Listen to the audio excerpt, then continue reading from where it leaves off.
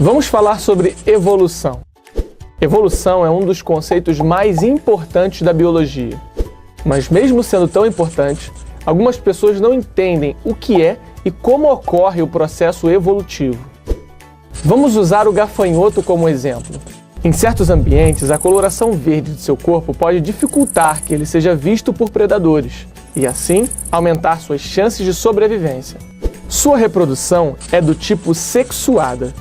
Agora, você sabe o que é reprodução sexuada?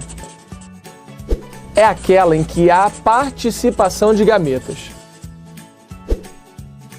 Gametas são as células reprodutivas, que ao se unirem durante a fecundação, formam um zigoto ou célula-ovo e dão origem a um novo indivíduo. Você sabia que a reprodução sexuada promove a variabilidade genética?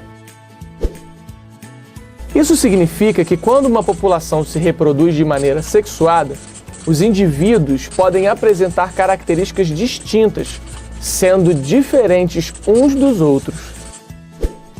E por que essas diferenças contribuem para a sobrevivência de uma espécie? A variabilidade genética proporciona aos indivíduos de uma mesma espécie condições diferenciadas de sobrevivência. Se por acaso uma alteração do ambiente afetar uma população, as diferenças individuais podem aumentar ou diminuir as chances de sobreviver e se reproduzir. A eliminação ou sobrevivência dos indivíduos é aleatória e decorrente da seleção natural. Vamos voltar para o exemplo do gafanhoto. Imagine uma população de gafanhotos. Eles se reproduzem sexuadamente e, portanto, existe variabilidade genética. Mas, de forma geral, a característica da coloração verde de seus corpos é transmitida de uma geração para outra. Vamos imaginar que uma fêmea sofre uma mutação no material genético de algumas de suas células reprodutivas e, após a fecundação, essa mutação seja transmitida a alguns dos zigotos. Nessa situação hipotética, a mutação acarretou uma mudança visível nos indivíduos que a apresentam. Alguns dos gafanhotos produzidos pela fêmea nasceram sem a mutação e, portanto, apresentam coloração verde. Já a coloração dos demais, que nasceram com a mutação, é cinza. Agora, vamos pensar o seguinte. Em um ambiente com muita vegetação, quais gafanhotos seriam mais facilmente vistos pelos predadores? Os de coloração verde ou cinza? Os de coloração cinza. E por isso seriam mais facilmente predados, e assim não poderiam se reproduzir e transmitir essa nova característica aos seus descendentes. Mas vamos imaginar outra situação. Nesse mesmo ambiente onde vive a população de gafanhotos, ocorre uma erupção vulcânica tão severa que toda a vegetação fica coberta por densa camada de poeira e fuligem durante um tempo considerável.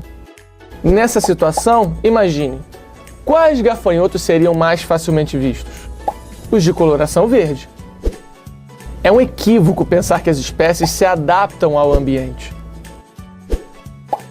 A característica da coloração cinza surgiu por mutações que ocorreram ao acaso nos gametas de uma fêmea.